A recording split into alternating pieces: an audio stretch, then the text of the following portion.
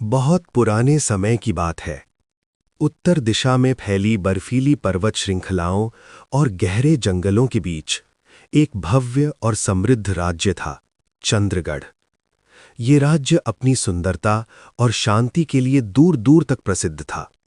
रात होते ही पूरा राज्य चांदी जैसी चांदनी में नहा जाता था। महल की ऊंची ऊंची मीनारें चांद की रोशनी में चमकती थीं और दूर तक फैले उद्यानों में सफेद फूल खिलते थे जो हल्की हल्की रोशनी बिखेरते थे। इस राज्य की शासक थीं रानी मृणालिनी। वो एक साहसी, बुद्धिमान और न्यायप्रिय शासिका थीं। लेकिन उनकी सबसे बड़ी ताकत थी उनकी पुत्री, राजकुमारी अद्विका।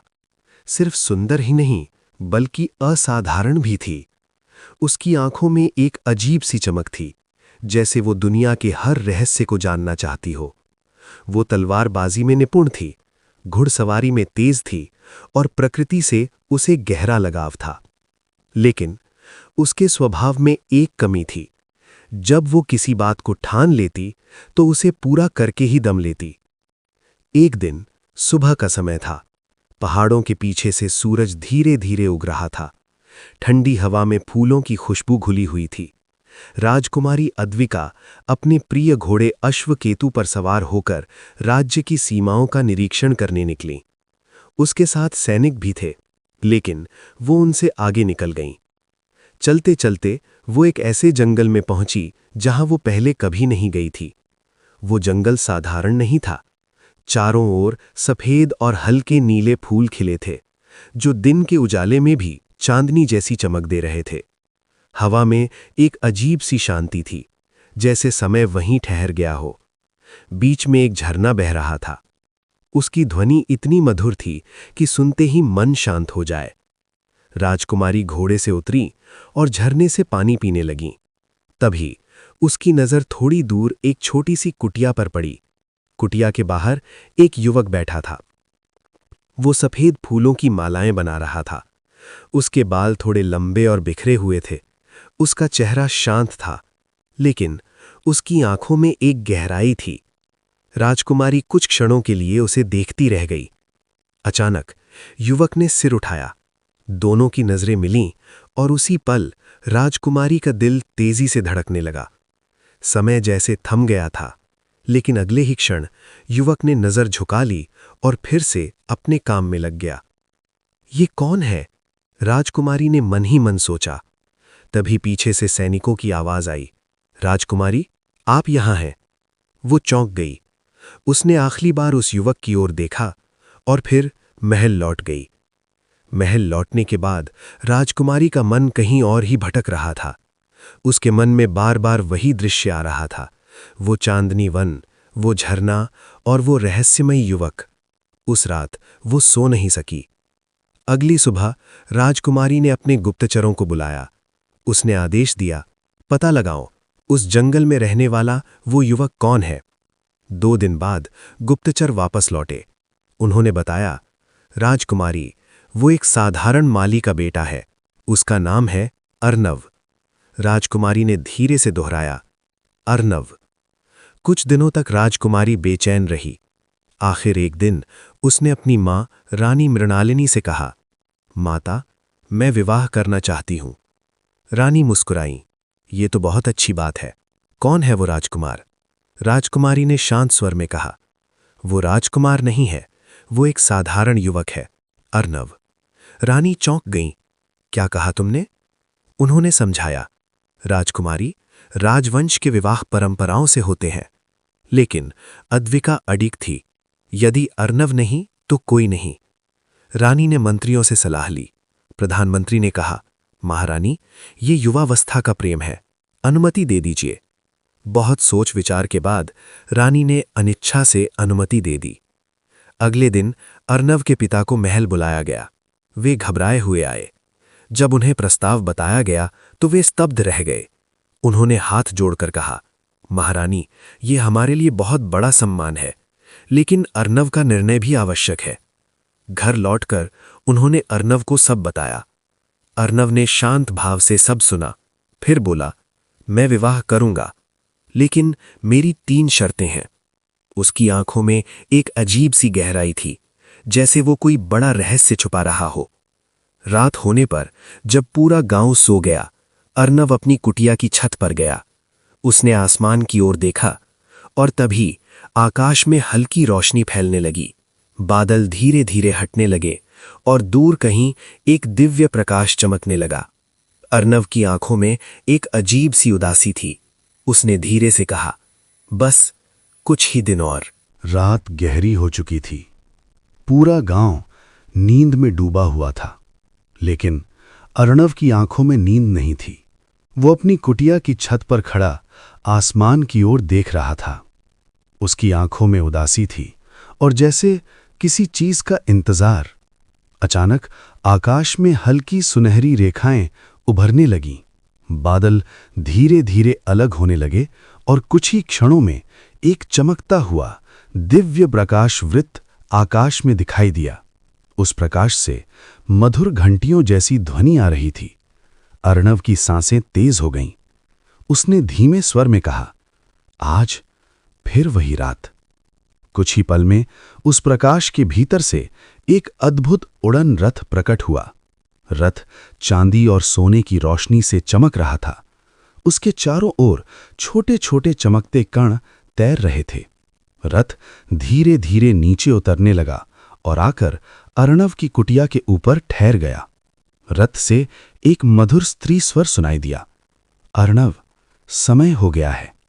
अर्णव ने आंखें बंद कर लीं, जैसे वो इस पल से भागना चाहता हो, लेकिन फिर उसने गहरी सांस ली और धीरे धीरे उस रथ पर चढ़ गया और अगले ही क्षण रथ आसमान की ओर उड़ गया। रथ बादलों को चीरता हुआ आगे बढ़ रहा था। तारे पास से गुजर रहे थे और हवा में एक दिव्य संगीत गूंज रहा था। अर्णव शांत बैठा था, लेकिन उसके चेहरे पर खुशी नहीं थी, जैसे वो इस दुनिया का होकर भी इससे दूर होना चाहता हो। कुछ देर बाद रथ एक विशाल और चमकते हुए लोक में पहुंचा। चारों ओर अनगिनत फूल थे जो खुद ही प्रकाश दे रहे थे। पेड़ों की शाखाओं से रोशनी की बूंदें गिर रही थीं और बीच में था एक भव्य महल, सफेद संगमरमर से बना हुआ, जिसकी दीवारें चांदनी की तरह चमक रही थीं। जैसे ही रथ रुका, महल के द्वार अपने आप खुल गए। अर्णव धीरे धीरे नीचे उतरा। जैसे ही वो महल के अंदर पहुंचा, दोनों ओर खड़े दिव्य प्राणी एक साथ झुक गए। स्वागत है चंद्रगढ़ के युवराज। अर्णव रुक गया। उसकी आंखों में दर्द था। उसने धीमे स्वर में कहा, मुझे ये नाम मत दो। अचानक सामने से एक तेज प्रकाश प्रकट हुआ। उस प्रकाश में से एक दिव्य स्त्री प्रकट हुई। वो अत्यंत सुंदर थी। उसके सिर पर चमकता हुआ मुकुट था और उसकी आंखों में अपार शक्ति थी। वो थीं देव माता आर्या। उन्होंने अर्णव की ओर देखा। तुम अभी भी धरती से जुड़े हुए हो, अर्णव ने शांत स्वर में कहा, क्योंकि वहां पहली बार मुझे सच्चा एहसास हुआ है, जीवन का। देव माता ने गंभीर स्वर में कहा, तुम भूल रहे हो, तुम इस लोक के उत्तराधिकारी हो और तुम्हारा कर्तव्य है यहां लौटना। अर्णव ने आंखें बंद कर लीं, फिर धीरे से बोला, यदि कर्तव्य और दिल में से किसी एक को चुनना पड़े तो क्या हमेशा कर्तव्य ही सही होता है? कुछ क्षणों के लिए पूरा महल शांत हो गया। उधर चंद्रगढ़ में राजकुमारी अद्विका उस रात फिर सो नहीं सकी। उसका मन बार बार उसी जंगल में जा रहा था। अचानक उसने निर्णय लिया, अब मैं खुद जाकर सच्चाई जानूंगी। अगली सुबह राजकुमारी अकेले ही चांदनी वन पहुंची। वो सीधा अर्णव की कुटिया तक गई, लेकिन कुटिया खाली थी। अंदर कोई नहीं था, सिर्फ कुछ आधी बनी फूलों की मालाएं और एक अजीब सी खुशबू। तभी राजकुमारी की नजर जमीन पर पड़ी। वहां कुछ चमक रहा था। वो झुकी और उसे उठाया। वो एक छोटा सा चमकता हुआ रजत पंख था, जैसे किसी दिव्य प्राणी का हो। राजकुमारी चौंक गई, ये साधारण नहीं है। तभी पीछे से सैनिकों की आवाज आई, राजकुमारी, यहां खतरा हो सकता है। लेकिन अद्विका अब नहीं रुकी। उसकी आंखों में जिज्ञासा थी और दिल में एक अजीब सा खिंचाव। उस रात राजकुमारी ने तय कर लिया, वो सच जानकर ही रहेगी। वो छिपकर अर्णव की कुटिया के पास पहुंची और इंतजार करने लगी। आधी रात होते ही फिर वही हुआ। आकाश चमकने लगा, बादल हटने लगे और वही दिव्य रथ धीरे धीरे नीचे उतरने लगा।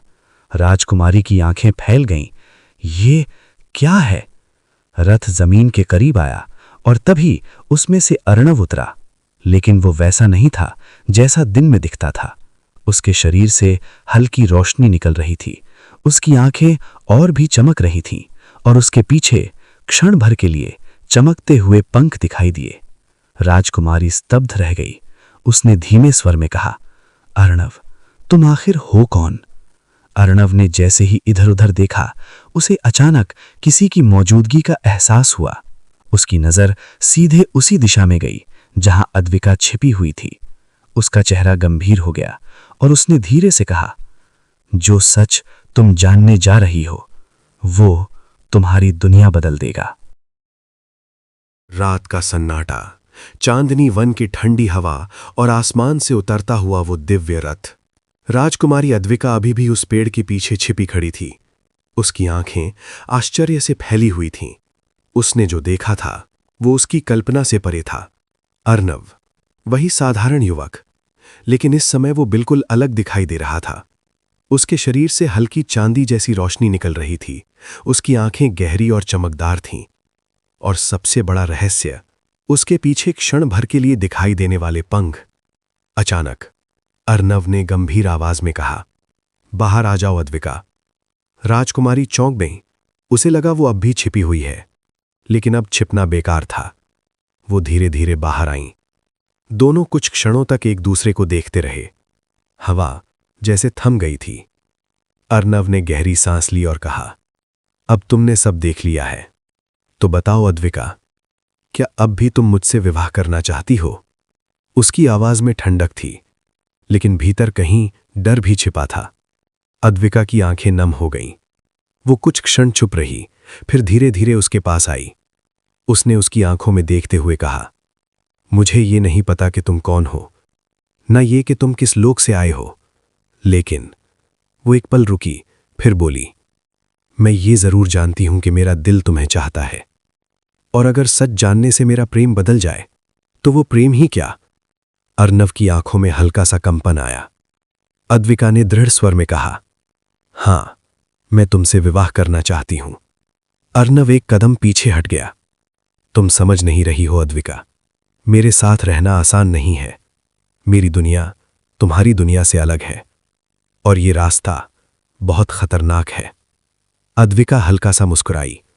खतरा तो हर जगह है अर्णव, लेकिन सच्चा प्रेम हर डर से बड़ा होता है, और मैं डर कर पीछे हटने वालों में से नहीं हूं। उसकी आवाज में वही जिद थी जो बचपन से उसकी पहचान थी। तभी आसमान में तेज रोशनी फैल गई। दिव्य रथ फिर से चमकने लगा। वही मधुर आवाज गूंजी, अर्णव, समय हो गया है। अर्णव ने एक पल के लिए आंखें बंद की, फिर उसने अद्विका की ओर देखा। अगर तुम सच में मेरे साथ चलना चाहती हो तो अभी इसी क्षण निर्णय लेना होगा, क्योंकि एक बार इस रथ पर चढ़ने के बाद तुम्हारी जिंदगी हमेशा के लिए बदल जाएगी। अद्विका ने बिना एक पल गवाए कहा, मैं तैयार हूं। अर्णव चौंक गया। तुमने सोचा भी नहीं? अद्विका मुस्कुराई। जब दिल फैसला कर ले तो सोचने की जरूरत नहीं होती। अर्णव ने धीरे से उसका हाथ थाम लिया। जैसे ही उनका स्पर्श हुआ, अद्विका के शरीर में एक अजीब सी ऊर्जा दौड़ गई। दोनों दिव्य रथ पर चढ़ गए और अगले ही क्षण रथ आकाश में उड़ गया। रथ बादलों को चीरता हुआ आगे बढ़ रहा था। नीचे धरती छोटी होती जा रही थी। तारे उनके चारों ओर चमक रहे थे। अद्विका ने पहली बार डर महसूस किया, लेकिन उसने अर्णव का हाथ कसकर पकड़ लिया। कुछ ही समय में रथ एक विशाल दिव्य लोक में पहुंचा। ये चंद्रलोक था, जहां हर चीज चांदी की रोशनी से चमक रही थी। महल, पेड़, फूल, सब कुछ जैसे जीवित था। जैसे ही अर्णव नीचे उतरा, सैकड़ों दिव्य प्राणी झुक गए। स्वागत है चंद्रलोक के युवराज। अद्विका स्तब्ध रह गई। उसने धीरे से कहा, युवराज? अर्णव ने नजरें झुका लीं। हां अद्विका, मैं वही नहीं हूं जो तुम समझती थी। मैं इस लोक का उत्तराधिकारी हूं। वो कुछ क्षण रुका, तभी आसमान में तेज गर्जना हुई। महल के ऊपर काले बादल छा गए। एक गूंजती हुई आवाज आई, अर्नव। पूरा चंद्रलोक कांप उठा। अद्विका डर गई। ये कौन है? अर्नव का चेहरा गंभीर हो गया। उसने धीमे स्वर में कहा, यह वही है जिससे मैं भाग रहा था, और अब यह युद्ध शुरू होने वाला है। अद्विका ने उसकी ओर देखा। उसकी आंखों में डर नहीं बल्कि साहस था।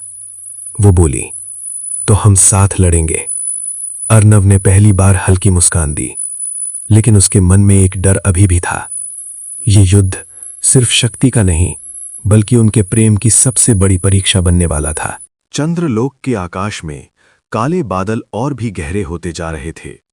बिजलियां लगातार चमक रही थीं और पूरा दिव्य लोक एक अनजाने भय से कांप रहा था। राजकुमारी अद्विका और अर्णव महल के विशाल प्रांगण में खड़े थे। हवा तेज हो चुकी थी, जैसे तूफान बस आने ही वाला हो। अचानक आकाश फटने जैसा लगा और एक भयानक काला प्रकाश धरती पर उतरा। उस प्रकाश के भीतर से एक विशाल छाया प्रकट हुई। उसकी आंखें अंगारों की तरह जल रही थीं और उसके चारों ओर काली ऊर्जा घूम रही थी। अर्णव ने गंभीर स्वर में कहा, ये है कालकेश। अद्विका ने धीमे स्वर में पूछा, ये कौन है? अर्णव की आवाज भारी हो गई। ये चंद्रलोक का पूर्व रक्षक था, लेकिन शक्ति के लालच में ये अंधकार का स्वामी बन गया। तभी कालकेश की गूंजती हुई आवाज पूरे आकाश में फैल गई, अर्णव, तुम अपने कर्तव्य से भाग नहीं सकते। अचानक कालकेश ने अपनी काली शक्ति से आकाश को चीर दिया। ऊर्जा की एक भयानक लहर सीधे अर्णव की ओर बढ़ी। अर्णव ने तुरंत अपनी दिव्य शक्ति का उपयोग किया। उसके हाथों से चांदी जैसी तेज रोशनी निकली और दोनों शक्तियां आपस में टकरा गईं। धमाका इतना तेज था कि पूरा चंद्रलोक हिल गया। अद्विका ये सब देख रही थी। उसके मन में डर था, लेकिन उससे भी ज्यादा विश्वास। कुछ देर बाद अर्णव पीछे हट गया। उसकी सांसें तेज हो रही थीं। अद्विका ने घबराकर पूछा, क्या हुआ? अर्णव ने धीमे स्वर में कहा, मैं अभी पूरा शक्तिशाली नहीं हूं। जब तक मैं इस लोक को पूरी तरह स्वीकार नहीं करता, मैं उसे हरा नहीं सकता। अद्विका ने उसकी ओर देखा। अब उसकी आंखों में डर नहीं था। उसने दृढ़ स्वर में कहा, तो स्वीकार करो। अर्णव चौंक गया। क्या? अद्विका ने उसका हाथ थाम लिया। तुम भाग क्यों रहे हो अर्णव? तुम्हें इस लोक से नहीं, अपने डर से लड़ना है। तुम सिर्फ एक प्रेमी नहीं हो, तुम एक योद्धा हो, एक युवराज हो। अद्विका की बात सुनकर अर्णव की आंखों में एक नई चमक उभरी। उसने धीरे से आंखें बंद कीं और पहली बार अपने असली स्वरूप को स्वीकार किया। अचानक उसके शरीर से तेज प्रकाश निकलने लगा। उसके पीछे विशाल चमकते हुए पंख प्रकट हो गए। उसकी शक्ति कई गुना बढ़ गई। पूरा चंद्रलोक उस प्रकाश से जगमगा उठा। अर्णव ने अपनी तलवार उठाई, जो अब दिव्य ऊर्जा से चमक रही थी। वो बिजली की गति से कालकेश की ओर बढ़ा। दोनों के बीच भयंकर युद्ध शुरू हो गया। आकाश में टकराती शक्तियां, धरती पर गिरती ऊर्जा, हर वार के साथ गूंजती आवाजें। अद्विका नीचे खड़ी सब देख रही थी, लेकिन तभी कालकेश ने चाल चली। उसने अचानक अपनी शक्ति अद्विका की ओर मोड़ दी।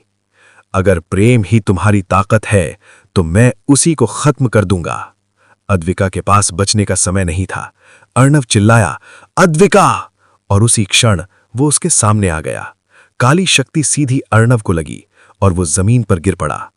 अद्विका दौड़कर उसके पास आई। उसकी आंखों से आंसू बह रहे थे। अर्णव, उठो! अर्णव ने कमजोर आवाज में कहा, शायद मेरा समय आ गया है। अद्विका ने उसका चेहरा पकड़ लिया। नहीं, तुम मुझे छोड़कर नहीं जा सकते। अद्विका के आंसू अर्णव के चेहरे पर गिरे और उसी क्षण एक चमत्कार हुआ।